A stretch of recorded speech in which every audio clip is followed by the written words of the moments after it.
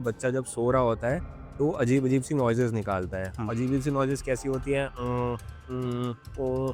माँ हो, हुँ। आँखों में काजल लगाती हैं, क्या ठीक है बच्चे के लिए? काजल लगाने से जो वो बोलते हैं बड़े बुज़ुर्ग की आँख बड़ी अड़ी जाएगी और आँख का साइज़ अच्छा लगेगा, ठीक है? तो ऐसा हम लोग डिस्करेज करते हैं क्योंकि आँखों का इन्फेक्शन होने का रिस्क जो है काफ़ी ज़्यादा रहता है। अगर हम बात करें तेल मालिश की, तो सर क्या इससे हड्डियाँ मजबूत होती हैं बच्चों की? लेकिन चॉइस ऑफ ऑयल बहुत इम्पोर्टेंट होता है। इसमें सिर्फ़ बच्चे को किस करना, क्या ये सेफ है? क्या इन्फेक्शन का भी खतरा हो सकता है? बच्चों को किस करने से इन्फेक्शन का खतरा बहुत ज़्यादा होता है। बच्चे को लोग गाय का या भैंस का दूध पिलाने लगते हैं, तो क्या इसके लिए भी कुछ ऐज है कि इसके बाद ही देना चाहिए? बच्चे की जो किडनीज़ होती हैं, वो इतनी मैच्योर नहीं होती कि उस जो डाइजेस्ट कर मिल्क का जो लोड होता है, उसको हैंडल कर पाएँ। ओके। स्वागत है आपका। आज हमारे साथ हैं डॉक्टर तौसीफ इकबाल, जो कि पीडियाट्रिशियन हैं और नियोनेटोलॉजिस्ट हैं। डॉक्टर इकबाल जी काफ़ी लंबे समय से बच्चों पर रिसर्च भी कर रहे हैं कि उनकी देखभाल कैसे की जाए, उनको कैसे पोषण मिलने चाहिए और आज के टाइम पे पेरेंट्स कौन-सी गलतियाँ कर रहे हैं अपने बच्चों को लेकर, पेरेंट्स को भी बता सबसे पहले बहुत स्वागत है सर आपका। Thank you. सर मुझे सबसे पहले ये बताओ कि आज के टाइम पर पेरेंट्स कौन-सी गलतियाँ कर रहे हैं? देखो, पेरेंट्स तो अपनी तरफ से कभी कोई गलती नहीं करते, उनके हिसाब से तो जो कर रहे होते हैं, सब ठीक ही कर रहे होते हैं। बट आजकल क्योंकि लोग काफ़ी ज़्यादा वोक और अवेयर हैं, तो सारी चीज़ें पहले से ही पढ़ चुके होते हैं, वो सब कुछ पहले से पता होता है उन लोगों को। तो फिर भी कई बार कुछ चीज़ें होती हैं, कुछ रिचुअल्स वगैरह होते हैं, जिसके चक्कर में वो लोग भी बंध जाते हैं। तो ये सारी चीज़ें हैं, जो हम लोग थोड़ा डिस्चार्ज के टाइम पे समझा देते हैं बच्चे को कि क्या-क्या करना है, क्या-क्या नहीं करना है। ओके। सर अब कुछ जैसे रिचुअल्स की आपने बात की पेरेंट्स करते हैं, उस पर आ जाते हैं। जी। बच्चे की केयरिंग की हम अगर बात करते हैं तो दादा-दादी हों या माँ हों, हुँ। आँखों में काजल लगाती हैं, क्या ठीक है बच्चे के लिए? देखो, काजल लगाने की प्रथा जो है नॉर्मली छठी पे जो होती है, जी। ठीक है? तो वो काजल लगाने से जो वो बोलते हैं बड़े बुजुर्ग की आँख बड़ी अड़ी जाएगी और आँख का साइज़ अच्छा लगेगा, ठीक है? तो ऐसा हम लोग डिस्करेज करते हैं क्योंकि आँखों का इन्फेक्शन होने का रिस्क जो है काफ़ी ज़्यादा रहता है। ओके। और सर कई बार आँखों में कुछ डालते भी हैं, शहद वगैरह भी डालते हैं, ऐसा? देखो, ये शहद वाली जो रिचुअल है वो पूरी तरह से ऑब्सोलीट हो चुकी है। आजकल लोग अवेयर हो चुके हैं कि घुट्टी शहद जन्म होते ही नहीं देना होता है क्योंकि उससे एक तो शहद से बोटुलिनिज़्म होने का रिस्क बहुत ज़्यादा बढ़ जाता है, दूसरा इन्फेक्शन कोई सा भी पकड़ सकता है बच्चा। ओके। तो सर एज़ अ डॉक्टर आप ये कहोगे कि काजल नहीं लगाना चाहिए? नहीं लगाना चाहिए। बिल्कुल। और सर इसके साथ ही अगर हम बात करें तेल मालिश की, तो सर क्या इससे हड्डियाँ मजबूत होती हैं बच्चों की? देखो, तेल मालिश हम लोग तो एडवाइस करते हैं कि जेंटल मसाज बच्चे की करनी ज़रूरी होती है और दिन में कम से कम 2 बार करी जाए। बट चॉइस ऑफ ऑयल बहुत इम्पोर्टेंट होता है। इसमें सिर्फ़ कोकोनट ऑयल ही है जो अभी तक का सबसे सेफेस्ट ऑयल हम लोगों ने देखा है। क्योंकि बाकी जितने भी हैं मस्टर्ड ऑयल हो गया, हाँ। आलमंड ऑयल हो गया, ऑलिव ऑयल हो गया, इन सब से अलग-अलग तरीके के रैशेज़ हमने देखे हुए हैं। तो कोकोनट ऑयल जो है सबसे सेफ और बेस्ट रहता है। ओके। तो सर अगर जैसे मालिश करते हैं, थोड़ा ज़ोर से भी करते हैं लगाकर तो मतलब क्या इस पे भी कुछ ध्यान रखना चाहिए? मालिश और मसाज का सिंपल फंडा जो मैं अपने मरीज़ों को समझाता हूँ हुँ, कि जब आप मालिश कराते हो तो आपको अच्छा लगता है, हुँ। सिमिलरली बच्चों को भी मज़ा आना चाहिए। अगर बच्चा बहुत ज़्यादा रो रहा है, रो रहा है। दैट मीन्स आपकी टेक्निक गड़बड़ चल रही है। और सर इसके साथ एक और प्रथा चली आ रही है, नाक और कान में तेल डालने की। नाक और कान में तेल बिल्कुल नहीं डालना चाहिए। सेम रीज़न, नाक में और कान में अगर तेल डालोगे तो इन्फेक्शन का रिस्क बढ़ सकता है। ओके। सर इसके साथ मतलब एज़ अ पेरेंट्स वो कैसे समझें कि बच्चों को कोई तकलीफ है? क्योंकि वो रोते हैं, अलग-अलग तरीके की आवाज़ आती है उनसे। तो मतलब सर ऐसे बचपन में छोटे बच्चे रहते हैं तो गैस की भी ज़्यादा प्रॉब्लम होती है। सर क्या कुछ ऐसा है कि आवाज़ सुन के हम समझ सकते हैं कि हाँ, अभी इसको ऐसी तकलीफ या भूख लगी या कुछ पेन है ऐसा हुँ। कुछ?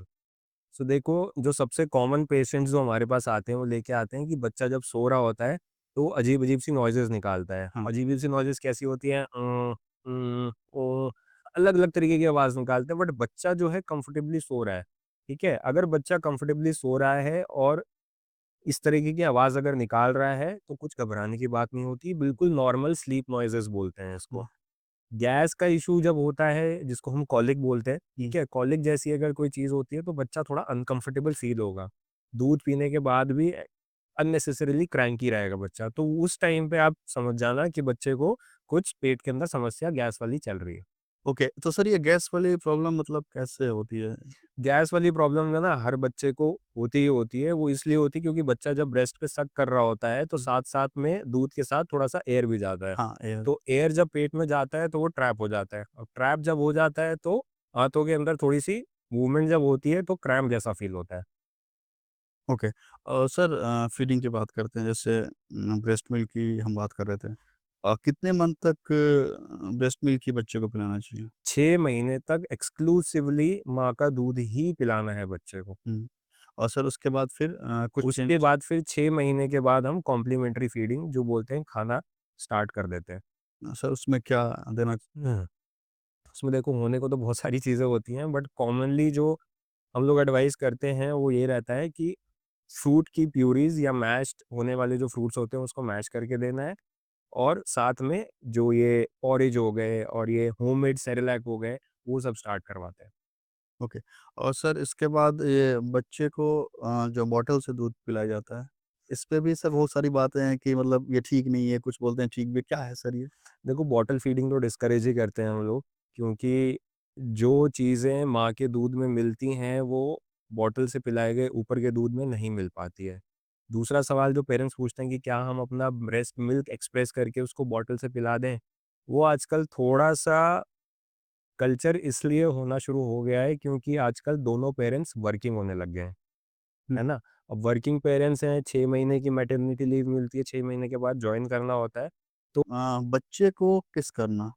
क्या ये सेफ है? क्या इन्फेक्शन का भी खतरा हो सकता है? बच्चों को किस करने से इन्फेक्शन का खतरा बहुत ज़्यादा होता है, स्पेशली इसलिए होता है क्योंकि मान लो बच्चा है, पैदा हुआ है, आपको हल्का-फुल्का भी ज़ुकाम-खाँसी है, दैट मीन्स आप वायरस कैरी कर रहे हो, ठीक है? बच्चे को किस करोगे तो डायरेक्टली साँस के रास्ते से बच्चे के अंदर जाने का रिस्क होगा और बच्चे के अंदर इम्यून रिज़र्व बहुत कम होता है, छोटी से छोटी चीज़ भी बच्चे को इन्फेक्शन करा सकती है। ओके। सर शुगर की अगर हम बात करें तो बच्चे को मतलब किस एज तक शुगर नहीं देना चाहिए?